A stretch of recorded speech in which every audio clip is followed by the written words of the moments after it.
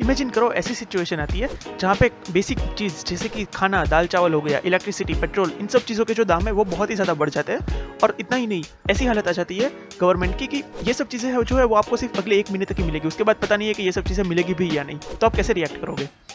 ठीक ऐसी ही सिचुएशन अभी श्रीलंका की हो गई है। श्रीलंका अभी अपने एक बहुत ही बुरे इकोनॉमिक क्राइसिस से गुजर रहा है और उस कंट्री के अंदर अभी इमरजेंसी लगा दी कि ये कर्फ्यू लग चुका है, किसी को भी बाहर निकलने की परमिशन नहीं है, सोशल मीडिया को बैन कर दिया गया है और लोग जो है वो प्रोटेस्ट कर रहे हैं उनके प्राइम मिनिस्टर और प्रेसिडेंट के खिलाफ।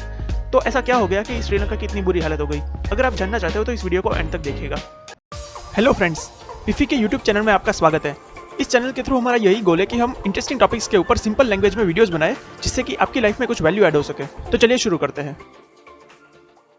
तो श्रीलंका में इन सब चीज़ों की इतनी शॉर्टेज के पीछे का सबसे मेन रीज़न है कि उनके पास में इनफ फॉरेक्स रिजर्व्स ही नहीं है। फॉरेक्स रिजर्व्स यानी कि फॉरेन करेंसी जो होती है, बेसिकली जो यूएस डॉलर होता है, उसको हर कंट्री अपने पास में रखती है क्योंकि इंटरनेशनली किसी को भी कुछ भी इंपोर्ट एक्सपोर्ट करना है तो वो सब डॉलर्स में ही होता है। तो इसलिए हर कंट्री के पास में डॉलर होना बहुत ज़रूरी होता है। और क्योंकि श्रीलंका के पास में अभी वो डॉलर्स जो है वो फॉरेक्स रिजर्व जो है वो बहुत ही कम है, इसलिए उनके पास इनफ पैसे ही नहीं है कि वो आने वाले टाइम में कुछ भी इंपोर्ट कर सकेंगे।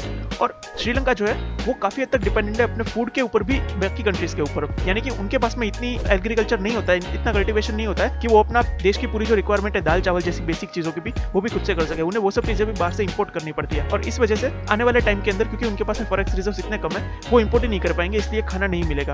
और इसके चक्कर में वो काफ़ी हेल्प मांग रहे हैं इंडिया से और चाइना से कि आप हमें कुछ पैसे उधार दे दो, कुछ और चीज़ें करो, किसी तरह से हमारी हेल्प करो। और इंडिया ऑलरेडी काफ़ी हेल्प कर चुका है और आगे भी कर रहा है। तो अब सवाल यह आता है कि श्रीलंका के फॉरेक्स रिजर्व्स इतने कम क्यों हो गए? वो लोग ठीक से प्लान क्यों नहीं कर पाए? तो इसके पीछे 3 मेन रीजन है। सबसे पहला तो श्रीलंका की जो इकोनॉमी है वो काफ़ी हद तक टूरिज्म पर डिपेंडेंट थी, लेकिन 2019 में जो ब्लास्ट हुए थे उसके बाद में टूरिज्म काफ़ी कम हो गया। उसके अलावा 2020 में जब कोविड आया तो तब से ऑलमोस्ट सारे कंट्रीज में सब कुछ ट्रैवल ये सब पूरी तरह से बंद हो चुका था, तो इसकी वजह से भी टूरिज्म पूरी तरह से अफेक्ट हो गया, जिसकी वजह से उनकी इकोनॉमी को काफ़ी ज़्यादा लॉस हुआ।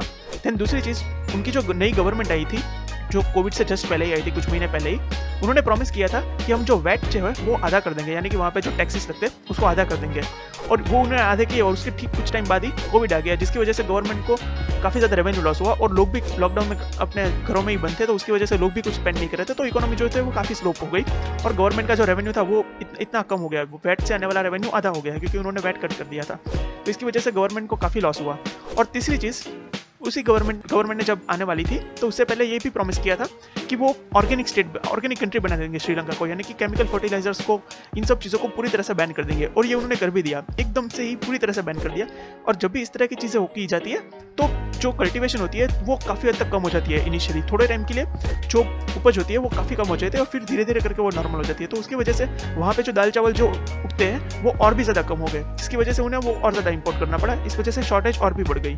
तो ये तो कि हमने श्रीलंका की जो क्राइसिस है उसकी बात। अब इससे इंडिया को क्या फ़र्क पड़ता है? तो सबसे बड़ा जो इफेक्ट इंडिया में आता है वो है वहाँ से काफ़ी सारे रेफ्यूजीज इंडिया में एंटर कर रहे हैं। ऐसे काफ़ी इंसिडेंट्स पिछले कुछ टाइम में, कुछ दिनों के अंदर ही हमने देखे हैं जहाँ पे श्रीलंका से काफ़ी लोग एंटर करने की कोशिश कर रहे हैं पानी के थ्रू और यहाँ से वहाँ से तमिलनाडु के अंदर, क्योंकि वहाँ पे उनको बेसिक चीज़ें खाना पीना ही नहीं मिल रहा है। तो वहाँ पे कैसे रहेंगे? उन्होंने यहाँ पे आके जब उन्हें पकड़ा गया तो उन्होंने बताया कि भाई हमारा जो महीने का खर्चा 20-30 हज़ार होता था वो 70-80 हज़ार में पहुँच गया और हमारा वहाँ पे सर्वाइव करना ही पॉसिबल नहीं है, इसलिए हम लोग यहाँ पे आए। तो उनको फिर रेफ्यूजी कैंप में रखा गया। ऐसा सब हुआ कि इस तरह के काफ़ी इंसिडेंट्स देखे हमने पिछले कुछ दिनों में।